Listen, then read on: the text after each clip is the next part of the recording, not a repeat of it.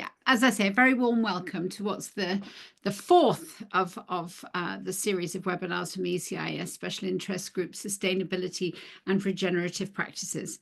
And this session is actually called Reimagining Sustainable and Regenerative School Spaces. I'm just here to let you know that the webinar is being recorded. And so if we could keep our camera on, would be wonderful if you feel comfortable with that. But microphones off when you're not speaking, just so that we don't get any background noises. That would be really great. And please introduce yourselves in the chat. Let us know whereabouts on the globe you are at the moment. You will be needing a smartphone later in the session, but that will be explained to you presently, or otherwise working from your device. And I'm now going to hand you over to one of the co-chairs, Zoe, to take us through the session. Welcome. It's nice to see you all again, or meet you for the first time. We're very lucky today to have Vicki, Odili and Emily Hale from tpbennett Architects. I was very pleased to meet Vicki in the ECIS conference just last weekend. And we hope that this is going to be the first of many SIG Special Interest Group webinars in which we hear from other voices in our community. We are, so yeah, if you have some stories to share, I am particularly interested at the moment in people who are looking at green spaces and nature around school. And I'm looking, if you've got something there that you're creating at school to do with nature, please get in touch with me. But now I'm just going to hand over to Phil, who's going to take us through the rest of the session. Thank you, Sarah, and the ECIS team, Abby and Cole, for setting us up with another opportunity to be together in this webinar. Especially given what the ECIS team have just been through in putting on what was a fantastic leadership conference in Stuttgart just this time last week. I can't believe it. It's only a week ago now, and time flies by. And lovely to see. I recognize a couple of faces in today's group that I first met at that conference. So it's great to keep the conversations we started there going too. Thanks also to Zoe and the rest of the ECIS SIG committee, Kyle and Jan. It's always a pleasure to work with those very inspirational folk. And particular thanks, of course, today to Vicki and to Emily from tpbennett. Vicki and Emily, I've been in contact with Vicki and Emily now and the team at tpbennett with Jane. They're doing some amazing work and collaborating so industriously with international schools around the ECIS community and further beyond, doing some wonderful things with sustainability and biomimicry and biophilic design in terms of the learning spaces that we create in these things we call schools. And so a real pleasure to have them joining us, and great to have other voices beyond the committee members. So today we will work through two presentations. Vicki will talk to us in a short while about sustainability and the carbon cost associated with renovating or rebuilding or building from new campus developments.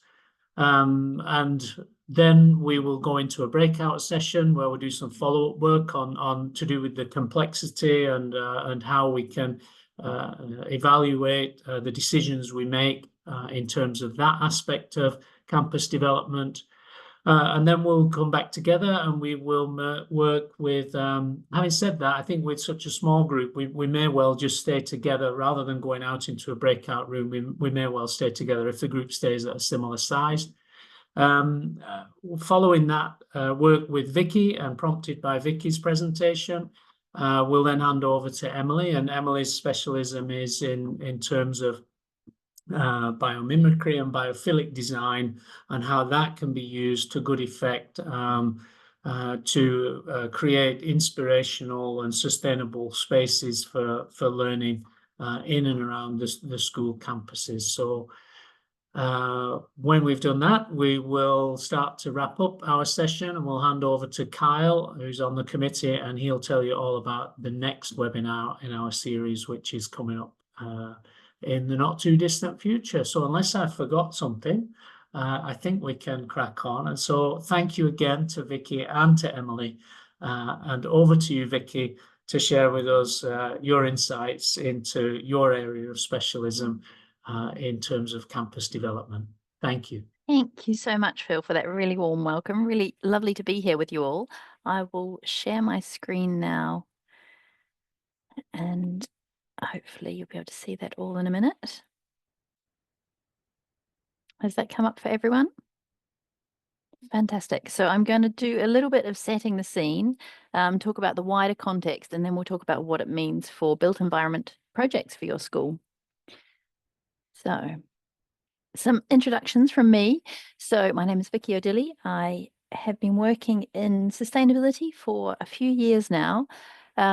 I have put 2 dots on these climate stripes from the University of Reading for Emily and I when we were born, when the average year was cooler, represented by the blue stripe rather than the reds, which we're now experiencing.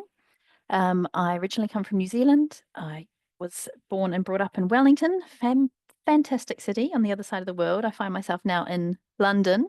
I was raised at a time when there was a huge hole in the ozone layer over New Zealand, and it means that I have skin cancers that need to be removed from that childhood sun exposure. Not life-threatening, but something that I ponder on about what it means for the impact of the Industrial Revolution on so many countries that didn't have a great part to play in that. And now I find myself in London, and while this was London in the 50s, you can't quite see, there's a policeman leading the way through the smog in London. I show these slides because it's a reason for hope, because we have listened to the scientists around the ozone hole. We've reversed that change, and the ozone hole is closing, and we don't currently live with this level of smog in London. We've really transformed the air quality and still doing great things. And we know we face great challenges. And I'm really interested in how we communicate those challenges to our young people, that we are on this trajectory, potentially surpassing the threshold of danger when we think about those Paris targets. And what does that mean? Because it's interesting, we've had a reframe, thinking about it in our sustainability team at tpbennett. And the interesting thing is that this 1.5 degrees change in global temperature would be about 1/3 of the temperature change between the last ice age and today. So I think, which I've got some references there, which people estimate it was between 4 and 6 degrees. So I think that's really quite a powerful way to help students understand what that 1.5 degree change means when we think about the dramatic change between the last ice age and today. So as well as the power of making changes in the built environment, I think communication is really a big part of that. And one of the reasons for that is because we have this growing climate anxiety among our young people. We're informing them about climate change, and the thing I'm really interested in is, are we giving them the best and most reliable information and providing them with that agency to make change? So for the built environment, we're really conscious in the work that we do at tpbennett. So I work alongside our architects and designers, having a background in architecture myself, and now supporting our clients, architects, designers, the whole design team, to really think about this at the outset of our projects, that the built environment sector contributes up to 40% of global carbon emissions. And we also have an awareness that 50% of material extraction is due to the built environment. So we have this massive part to play, this huge responsibility in the choices that we're making on all the projects that we're doing. And why we're really talking about that today is our clients have another important role in defining that brief and making sure that this is part of the way that we're talking about built environment projects going forward. Even if that's a small school extension, we can still prioritize that. And Emily will touch on this in her discussion, thinking about our interconnection with nature. So we know there's this financial connection as well as the well-being connection. So we're not going to really delve into this, but it's something that can be important to talk to our boards about when we're talking about the finances for these big projects, to help them understand that climate resilience is also linked to financial resilience. So what do we do to address these challenges in the built environment and in the school setting? So at tpbennett, we have this holistic focus. So when I'm talking about sustainability, today I'm focusing on the environmental piece. Emily will touch a lot more on what that means for health and well-being with biodiversity, biomimicry, but we also mustn't forget the wider piece. We often talk about equality, diversity, inclusivity, and now we know we're also talking about justice around that. And what does that mean for social value and our wider connections to the community? So today it's really the focus on these two pillars over here. And this is my team. This is an amusing photoshopped picture of my sustainability team at tpbennett that we used, again, to communicate with our architects and designers about what our message is. And we've been really trying to drill down into, I've recently read this book, The One Thing, which is not about sustainability, but it's about understanding your priority. And part of the challenges we've faced is that when you're passionate about sustainability, it can be overwhelming because there's so many things that you want to address. And that's part of the work I would like to do with yourselves in the breakout room. And really, let's drill down to what could be the key action for our schools. And that's what we'll work through. And this is an example of what it can look like when you focus on that priority.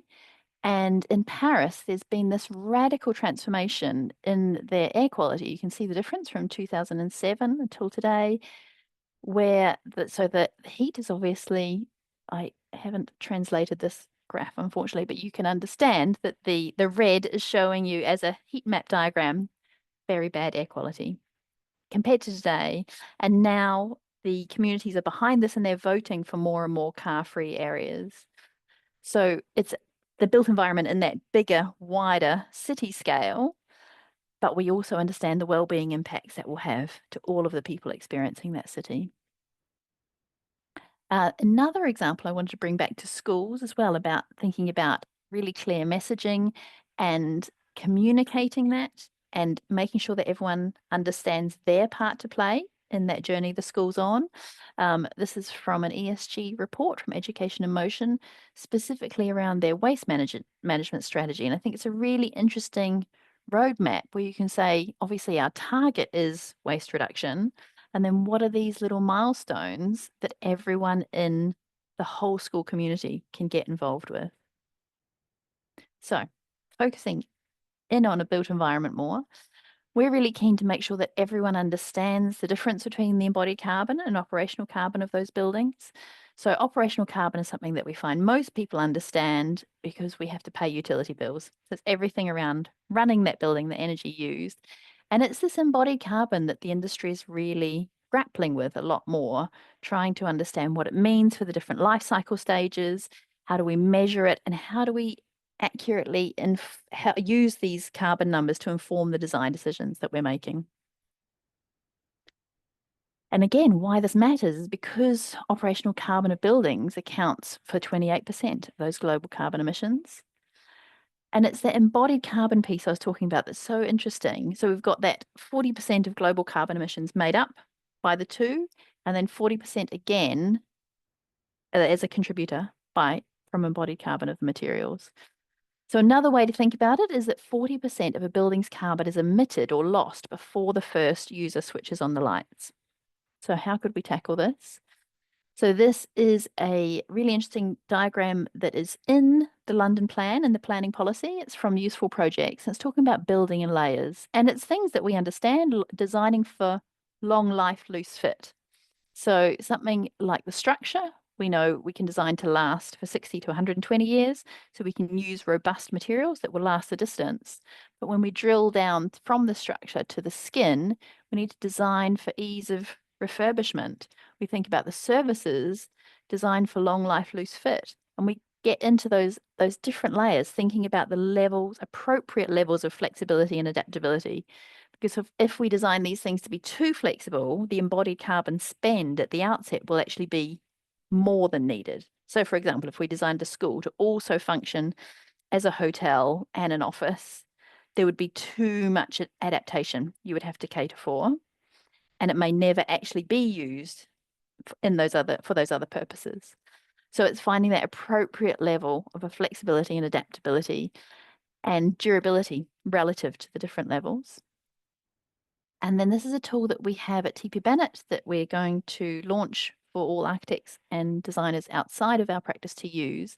And the reason I highlight this is that it's a web-based app, but it's really driven by the power of a good question. And this is something we think that all schools have this power to ask their supply chain about the responsible sourcing. So we've got these 7 different categories. So we are thinking about embodied carbon, but we're also thinking about the social and ethical sourcing of those materials, the packaging that it comes in.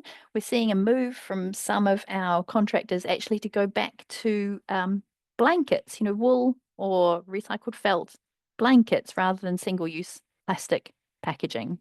So the industry is really trying to think about what are the lessons from the past? What were the things that we did before we wrapped everything in cling film?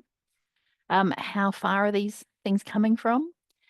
What is the circularity? I think this is really important when we think about interior items that sometimes don't have a very long life because they can get a lot of wear and tear. So what happens at the end of life of those items? Can they be taken back by the manufacturer? Could it be a leased item so the manufacturer is in charge of re-warrantying that?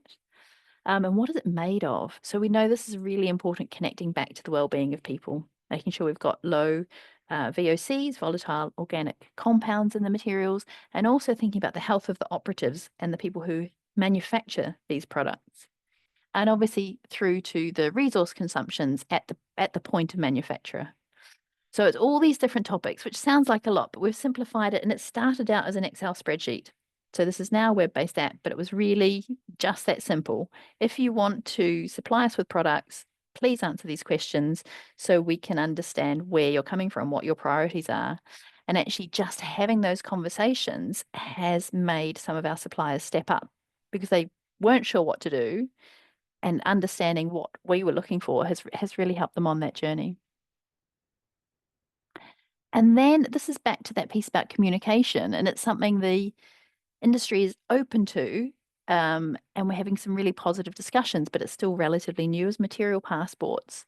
So it's taking all of that information that we gather at that stage with our AdLib tool and embedding it into a either, again, it can be just an Excel spreadsheet, and that can be turned into an app that could be for the FM team to be able to better manage the resources, or it could be for the students to understand what that school is made of.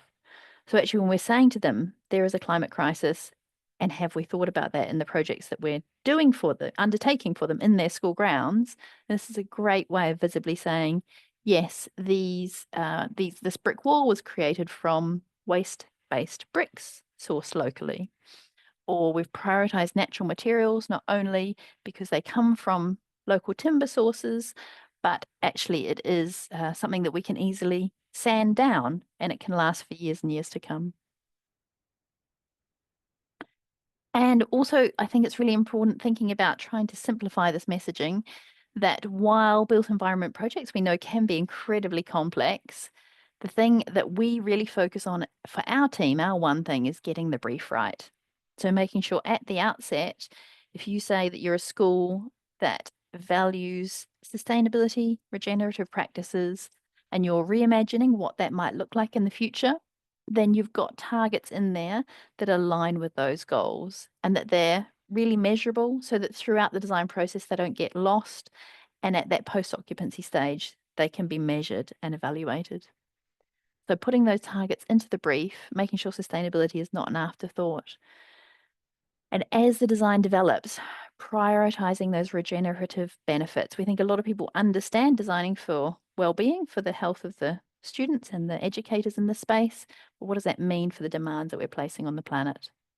And ideally balancing whole life carbon emissions. So part of those metrics at the outset, ideally having fixed stages throughout the design process where you are measuring the whole life carbon, and that's informing your design decisions. Before we think about optimizing their energy use, if we've already reduced it as low as we can get, using fabric first approach or passive house methodology, and then is there opportunities for renewable on-site regeneration? And this is something, the post-occupancy is something we'd love to see more students get involved with. We have seen many more buildings being built where you have visible data displays, you can see that operational energy in use, and it helps everyone connect their day-to-day behavior to the energy that they're using. And that can be, ideally it's fossil fuel free or moving towards that trajectory. And it can also be related, you can collect data on waste, recycling, water. So that whole range of information that can really help to move the needle on people's day-to-day decisions. The last few slides for me before we have the breakout room, because I'm really keen to hear from you all, is I think this can be useful. So this is going back to that point of what does it look like when you're setting a sustainability brief for your projects going forward? And we're thinking about these high-level points. So are there relevant sustainability accreditations? We still find we're often using BREEAM and LEED alongside WELL and FitWell. Not to say that those are essential, but they can be useful for guiding the design team through the process.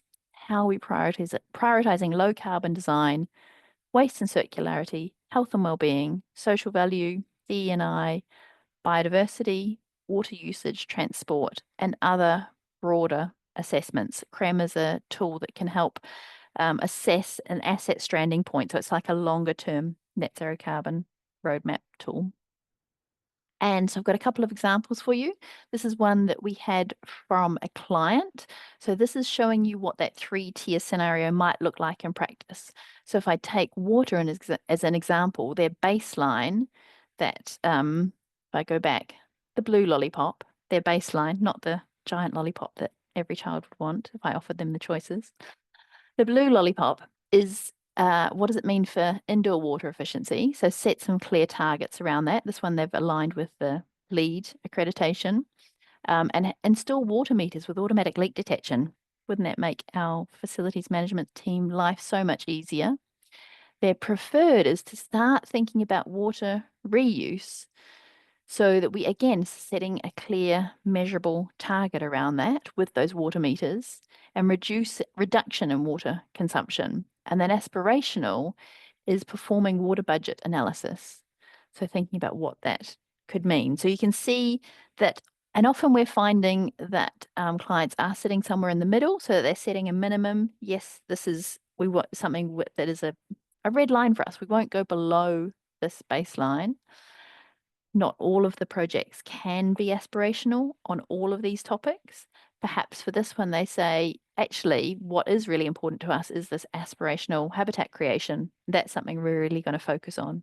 So I think it's quite a useful way of assessing what are the priorities for the specific project with the site and budgetary constraints. So what that looks like on one quick project.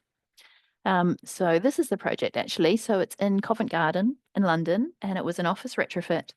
The client had a emerging ESG strategy. So that environmental social governance overarching strategy for the company was still in progress. And this was like a pilot project for them. They wanted to test out what might it look like if they were going to retrofit this building and reimagine it. So what they really wanted to do was to create this staff amenity space at the outset. So it was consolidating plant. And then while a sustainable building doesn't have to have a green facade, this is a building that's located on Floral Street. So they wanted the building to align to its namesake. So it was really the client's ambition was to have this green facade. We used our AdLib tool to assess the green wall suppliers, because often the system that goes behind the plants is actually made of plastic punnets. So again, they were made from 100% recycled plastic that was also 100% recyclable. So we were thinking about that circularity and selection, as well as the irrigation and making sure it was low water use. But the point I wanted to highlight to you about the good, better, best was this was really piloting for them. So this image here is showing you can see the square in the top left is an elevation of a window bay. They wanted to understand, what does it look like for our existing windows, which they knew some of which were failing and needed to be repaired. And so we looked at the baseline. The good was doing some improvements to the walls. The better was replacing gasket seals on all of the glass units, not just the damaged ones that they could see were failing. The best was to completely remove all the existing windows and replace them. With that, obviously, comes a higher cost and a higher embodied carbon spend. And what they came to after doing both that carbon and cost analysis was this middle ground, that actually they found someone who was able to re-warranty those frames with the new glazing, gaskets and seals. So this is where it's, for me, it's really interesting balance in the round. So in conclusion, I really want to hear from you all, and I'll have a page of resources and references because this is very brief. I know we can't touch on that much. We've got the breakout rooms now. So if you can bear with me, I'm going to quickly share our Mentimeter. Sorry to interrupt you, Vicky, but just to be clear, but we're such a small and refined group this evening. We're going to stick together. We don't feel the need to go into a breakout room. So for the follow-up dialogue, we can stay together. Excellent. Okay. So that's one that makes it much simpler. So I will reshare. So I don't know if you saw, I've put the Mentimeter code. Here we go, in the chat, but here it is again. So can you all see that? If you're able to get your device or use your laptop and scan this QR code. So I'll give everyone a second to do that. You can scan that and then give me a thumbs up once you get there. You should see this same screen. So the view on your mobile will mirror the view on this screen. So, and then give me a thumbs up on your, yes, excellent, fantastic, we're getting there. Excellent. So I'll move us on and I will explain the next one. If you are slightly behind us in the chat, it has this same Mentimeter code as well. So what I want you to do, thinking about that one thing, I've got a list of items and the framework we're using here is the vertical axis is impact. So up here, it would be greater impact on your school if you undertook one of these initiatives. And on the horizontal axis, we've got simplicity or ease, so greater ease at this end. So this first quadrant is the more strategic projects. So they're high impact, but they're not as simple to implement. But we could think about them in an interesting way that, say, we were thinking about, we wanted an outdoor learning pavilion in our space. So high impact, we provide this forum for students to connect with nature, but we'd have to get a lot of people involved. So the thing that could move it into the greater ease is if we get the right team on board to help us with that. So over here, we've got the things we should prioritize because they are high impact and they're not very difficult to implement. So greater simplicity. Number 3, we've got the easy wins. So things we might still consider because while they're not high impact, they're quite simple to do. And then this one is the maybes. They're not a lot of impact and quite difficult to do. So if I move on, what I would like you to do, and hopefully you will see this on your screen. So here I've got a list of items, and this is not just things in the built environment. And apologies if these are not all appropriate to your school. You don't have to vote on all of them, but you should now see sliding scales against these 20 points. So you can skip over some of them if they're not all relevant.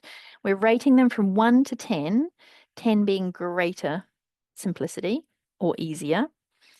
So of these things I've listed out, what do you think for your school? So we'll give everyone a few minutes to do this. And then please, as you're going through, if there's anything that you're unsure about, please shout because it is also a discussion. So we'd love to hear from you about what you think.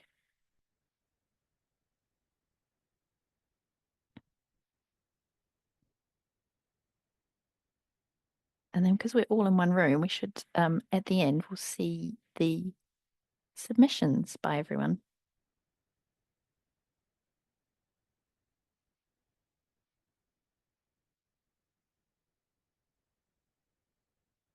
Also, please shout if any of the terms I've used are UK specific. I said a water butt, as in a receptacle for collecting rainwater. It's quite a simple solution that can be installed at the bottom of rainwater downpipes in a building that can then have a tap on the bottom for rainwater of watering plants. So it's quite a simple water harvesting system. Hi, Vicki. Question for you. Yes, please. Hi, good to see you again.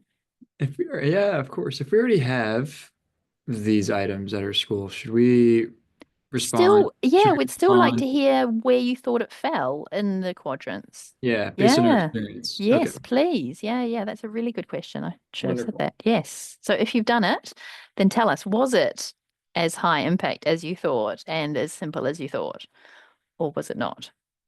Yeah, no, that's really also valuable learning. And it's something that we have found as our sustainability team because we're quite a young team. We started with just one head of sustainability 6 years ago.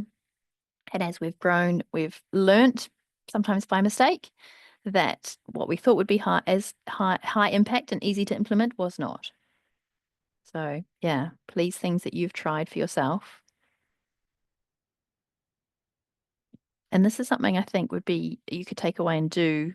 Obviously, we were thinking about doing this so you could put your own post-its on with your own items. We weren't able to facilitate that as easily today.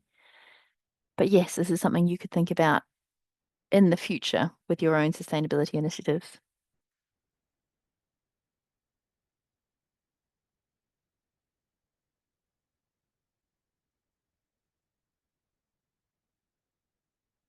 The other one I've put in there, which I've said create a swap shop for students with books or games. And that's thinking about, we've heard from a lot of international schools that students sometimes are only there for a few years. So they may end up with surplus of books and games that they can't take with them. So where do they go? Is the school able to provide somewhere that they could swap them? Obviously, you don't want to end up hosting a whole charity shop, but could there be some requirements? And would that be something that you think students would see value in, and also perhaps help them to consider whether we always need to buy new?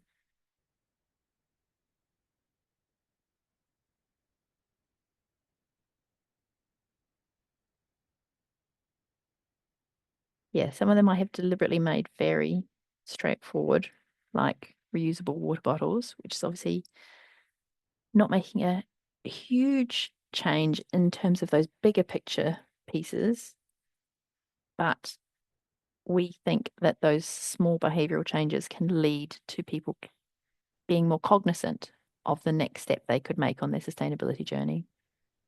Can I jump in here and just say, let's have another minute here. I'm conscious that we're now sorry, I ran over a bit. 25 and we want to get through. So let's have one more minute just filling in as many of these things as we can. And then maybe, Vicki, you could just give us an indication of what interesting things appear, and then we'll jump into Emily's work. Thank you so much, Phil. Apologies, I have run over a bit. No apology necessary.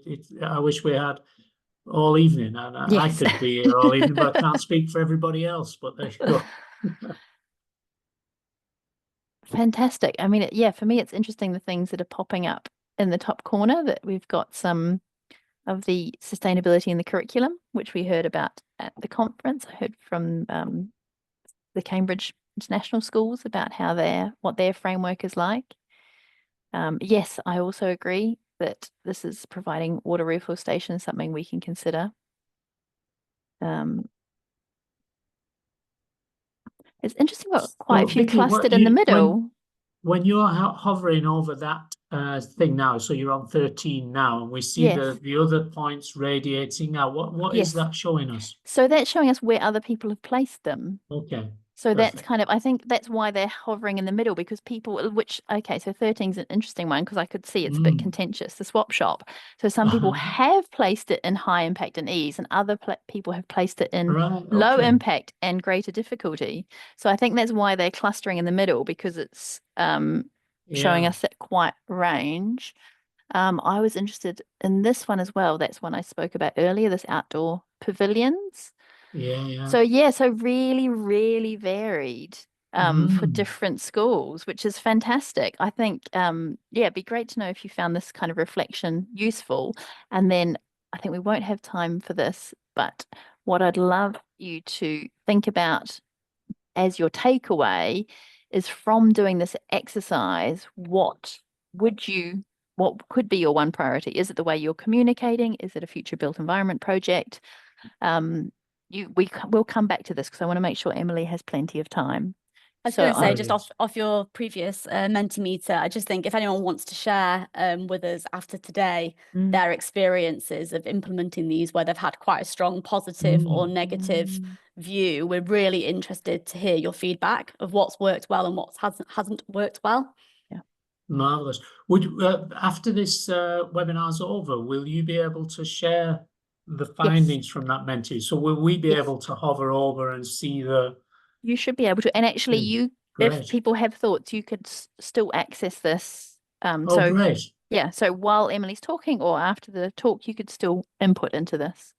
Okay, so I will stop sharing the Mentimeter and go to Emily's slides now. Well, I can share, Vicky. You're okay? Fantastic. Great. Well, before we jump into Emily, just to say a really heartfelt thanks, Vicky. That was really insightful, and I think I've shared this with you before, but that 3-tier process of baseline, preferred, and aspirational aims, I've found in the work I've been doing in this kind of area, presenting proposals to directors and board members and things like that, to couch it in a framework that suggests, okay, this is what we really definitely need, and here's something that would be slightly better than that, and here's something we could. I've found that helps boards and directors engage in the conversation, because it kind of creates a context where we're going to do something. So we're not going asking for permission. Will you think about doing this? We immediately turn the conversation to, okay, so we have to do something about this thing. So here's what we can do baseline, and here's where we could go further if you commit. And I found that changing dynamic from a personal perspective really helpful. So thank you again for reminding us of that. And the Menti was fascinating too, and I look forward to playing around with hovering over those things and finding out some insights into the complexity of these things. And now it's over to Emily, who's going to bring a different lens through which we can look at sustainability and regenerative work in the learning spaces in our built environment and the kind of spaces in between our built areas on campus. Over to you, Emily. Thank you. Thank you, Phil. Thank you very much. So I'm going to spend sort of the next 10 minutes talking primarily about biophilia, and then I'm going to sort of just touch very briefly on biomimicry. So I'm sure you're all aware, I would think, what biophilia is. It's a connection to nature. It's the innate connection to nature that we have inside of all of us. And it means love of life or love of living systems. And it was first used to describe the physiological orientation of being attracted to all that is alive and vital. And we know that children spend an estimated 90% of their time indoors in developed countries. And we're not for a second saying that anything beats being outside and outside in nature's classroom, because nothing does. But when you can't get outside, then using biophilia inside is definitely the next best thing and has many benefits. There are 3 key principles of biophilic design. They are nature in the space, natural analogues, and nature of the space. And then these break down into 14 biophilic design principles, which I'm going to run through now. So the first is a visual connection with nature. So this is a view to elements of nature, living systems, and natural processes. And we all know, I think, that there's so much research out there that shows that a view of nature, of trees, of wildlife, lowers blood pressure, reduces feelings of anxiety and sadness, and also improves your concentration and mood. And actually, there's lots of research that shows that views of faux nature, so whether it's projections of a forest, like we see these school students here engaging with, actually also can have a similar effect in terms of our mental health and well-being. Number 2 is the non-visual connection with nature. So this is sound, touch, smell, taste. It might be hearing the sound of a crackling fire and feeling its warmth. It might be the smell of cut flowers or a scent diffuser, or it might be the touch of a tactile material like stone or faux fur. So it's everything that's non-visual. Number 3 is non-rhythmic sensory stimuli.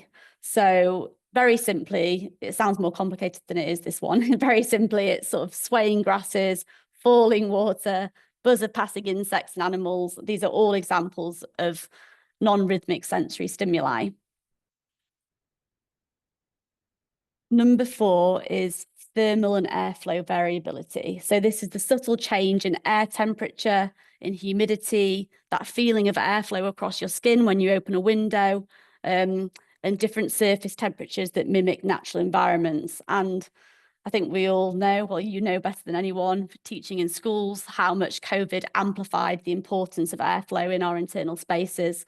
We know that poor ventilation in classrooms can lead to decreased concentration, students getting drowsy, especially after they've had their lunch, and also increased absenteeism due to illness. So it's really important that we get good ventilation in our schools and in our classrooms. And also it's important that users have a sense of control as well. I think we've all been in spaces where we feel too hot, too cold. We want to turn the aircon off, we want to turn the aircon on, we want to open a window and we can't. So actually giving users control over their spaces is really important as well. Number 5 is presence of water. So the experience of place enhanced through seeing, hearing, or touching water. And evolution and psychology suggests that our love of water is ancient and it's inbuilt into us as a basic survival instinct, which is why we like the sound of running water. And again, there's so many benefits that have been proven, reducing our stress, lowering our cortisol, and actually also improving concentration and memory restoration has also been proven in various studies. Number 6 is dynamic and diffuse light. So the use of varying intensities of light and shadow, mimicking natural conditions. And we all know how lighting design can be used to set the mood for a space. And I'm not ever quite sure why then we go into classrooms and schools and just see this awful overhead bright lighting that we hear so often from students when we're doing our stakeholder engagement that gives them headaches and that they hate. So I think I don't think schools necessarily do this that well. I think we need to get better at having a variety of lighting in schools that different students and teachers can control. Research shows that students perform better when they're in daylit classrooms as well. I'm sure you have windows in all your classrooms, but there are schools that don't always have windows in their classrooms, which is unbelievable, really. Number 7 is connection with natural systems. So this is an awareness of natural processes, so especially the seasonal changes, and it makes you feel part of a bigger whole, a bigger something. And in relation to the building though, this can be used for teaching. So for example, solar panels with the data panel where the students can access the data and see what's happening outside. Vicky's already touched on rainwater harvesting butts. You also might have solar shading on the facade that can change orientation with the sun. And where you've got internal spaces that don't have any windows, can you use simulated daylighting systems that transition with the diurnal cycles to not have this constant, you know, we've all been at conferences, especially in rooms when you come outside and you're like, oh, it's gone dark and you're not aware of it. It just feels awful. So actually having that artificial diurnal lighting in those spaces can really help. Number 8 is biomorphic forms and patterns. We all know that nature doesn't do right angles and straight lines, but as architects seem to, you know, build lots of buildings with right angles and straight lines. So humans have a visual preference for biomorphic forms, organic forms. And the more we can bring these softer forms into our spaces, just we all think it just feels inherently better and nicer, and we might not be able to put our finger on why. Number 9 is material connection with nature. So using materials and elements from nature that reflect the local ecology and geology, and this can help create a distinct sense of place. And obviously using local materials as well is better for reducing the carbon cost of the building. But using those natural materials, natural colour palettes has proven to reduce blood pressure and cortisol. And again, we find all the time in our student engagement, students, they want to have natural colours, natural materials, and not sometimes the awful garish colours that some designers seem to think that all children want in their interiors, and they don't. Number 10 is complexity and order. So rich sensory information that adheres to a spatial hierarchy similar to those encountered in nature. And a great example of this one is fractals that we know are found in snowflakes and plant leaves. And a great example of this being used in buildings in the built environment is Moroccan Zellige tiles. All of their tiles are inspired by fractals found in nature. Number 11 is prospect. So this is simply an unimpeded view over a space. So we all like to look out of a window. It makes us feel more open, more free, less constrained.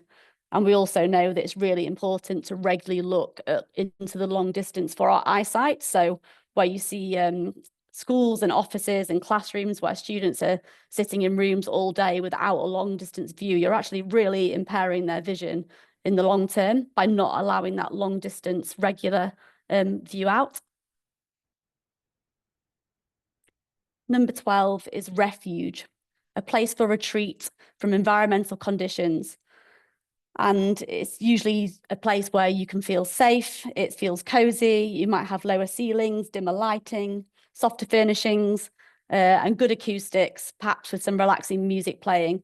Basically a place for students and teachers to time out, a place to get away from that overstimulation. And you know, I think workspaces do this really well. And I think schools can take some great examples from workspaces, such as this is the Google office in Zurich, where they have these little egg-inspired retreat pods. And, you know, they've got the glass front on them. So in terms of your observation of students, you can still see what's going on in the retreat pod, but they feel safe and cocooned and can get away from that overstimulation.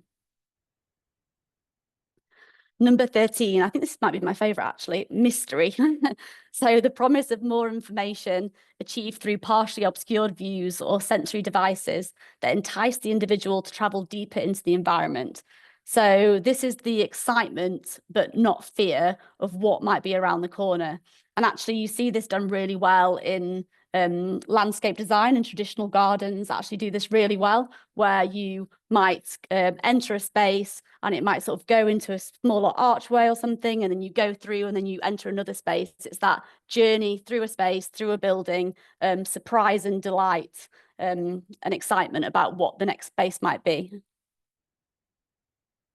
And finally, number 14 is risk. So an identifiable threat coupled with a reliable safeguard.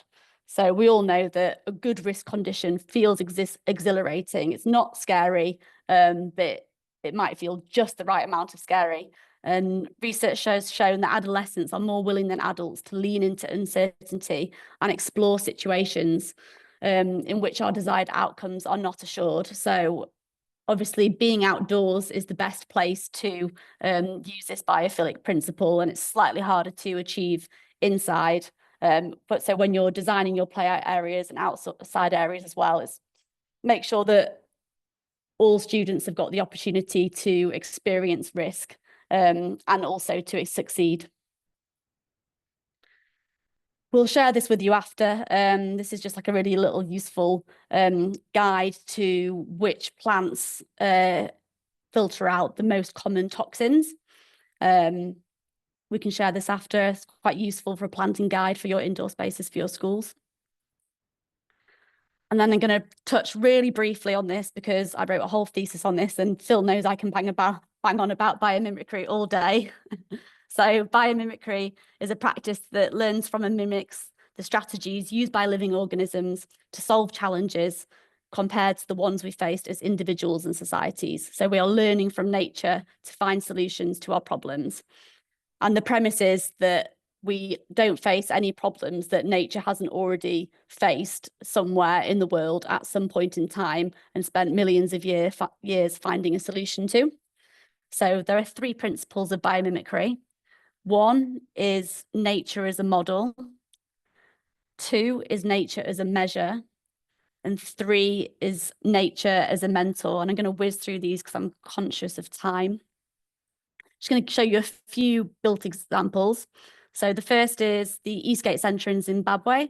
They looked at termite mounds that used passive effect stack ventilation to cool the mound, and they utilised this in the design of this building, which means that you have massively reduced reliance on air conditioning, and air conditioning is a huge operational cost, both in terms of finance and also carbon. So if you can reduce the amount of air conditioning in a big building, you're winning, basically. The second example is the Esplanade Theatre in Singapore, and this has a light responsive louvered facade, which was inspired by a durian fruit, and all of the louvers are responsive to the sunlight, so they open and close and move depending on the amount of light and where the direction's coming from. And my final example is the Gherkin in London, which has an exoskeleton structure that's really efficient, really strong, using minimal material, inspired by the Venus flower basket sponge. And when this was built 20 years ago, it was one of the most sustainable towers in the world that was built. There's some great references on here that we'll share. Highly recommend the first one, which is asknature.org. It's a great website. I think you'll all enjoy going on that one. And then finally, for breakout rooms, or one breakout room, I just thought we could have a discussion really on this one. So talk about if your school has successfully implemented any of the strategies, and if you have, or if you have tried to and they've been unsuccessful, how have you overcome the issues, and can they be overcome? And that is all from me, and just this quote that I love from the original architect of the cradle to cradle theory.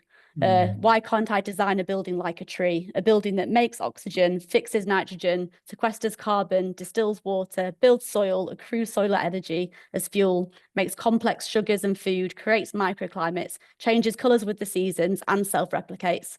This is using nature as a model and a mentor, not as an inconvenience.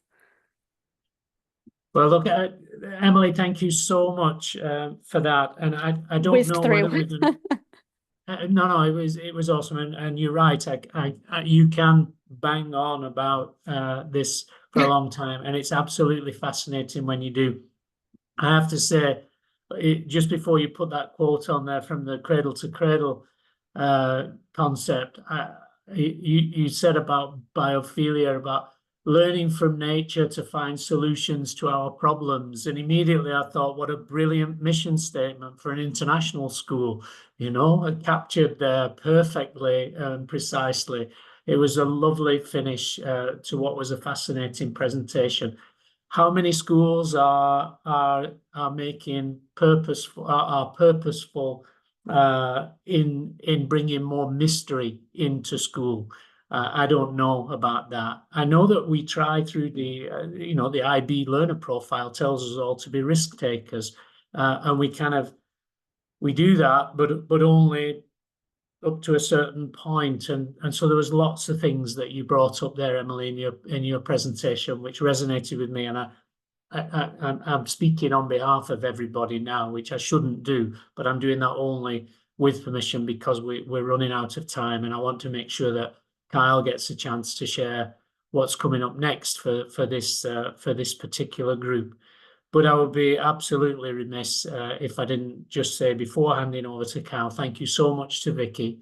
Thank you to Emily as well. Thank you for being risk takers and stepping up and being willing to share your experience and your expertise and your insight in such an engaging way. And there's a lot of information which we will share with everybody and make available, I think, Sarah, through the SIG website on ECIS. And then this recording will be on the YouTube channel, I think, from ECIS, where we can refresh our memory. So thank you again, Emily. Thank you, Vicki. And I'm going to hand over to Kyle, who will wrap things up by telling you all about what's coming next in the SIG for Sustainability and Regenerative Practice. Over to you, Kyle. Wow. Well, thank you, Phil. And thank you, Emily and Vicki and Susan and Jan and Zoe and our guests. It's great to be here with everybody. And I'm so, well, disappointed we're out of time. What a great chat that would have been. But yeah, coming up in a month or a little over a month, we will be taking a look at student-led recycling at my school. So it's quite a shift from today's topic, but actually there's a lot to tie together these two topics. So we'll just look really quickly at our story and how it's developed here, with starting off with the benefits, learning benefits, financial benefits, to the students' anxiety and wellness and so on. And then moving into a little bit about implementation, and it's very, very operational and detailed. Context is everything, so we'll have a chat about could it work at your school? And then finally, the idea that student-led recycling is a scalable idea. And we've done that here to include our community events and our largest community events. And we've got a great concept for that, which coincidentally I think comes from Jan. So we'll be talking about the 6 elements, Jan. But really excited to share that with everybody and have a couple of breakouts around how to implement and how to move forward if that's something that could work in different contexts in your schools. And that's it. There'll be more information to come. So I think that then brings everything to a close for this evening. Thank you to Sarah and the ECIS team for putting us, again, building this platform for us to share our enthusiasm and commitment to more sustainable and regenerative practices in schools. Thank you again to our guests this evening, the amazing team from tpbennett. And a special thank you to all of you that took time out of your holiday, out of your work day, out of whatever else you could have been doing, and you chose to spend your time with us, and we appreciate that a great deal, and we look forward to the next time we get an opportunity to be together to talk about this kind of stuff. Thanks, everyone. Have a lovely evening or afternoon or whatever time of day it is where you are, and we'll see you next time. Thanks everyone. Thank you. Bye-bye. Take care. Bye. Bye, Check everybody. into the Bye. events page and you'll see the date for the next session coming up. Yeah. Thank you all so much. Bye. Quick question about Bye-bye. that. Yeah, Brandon.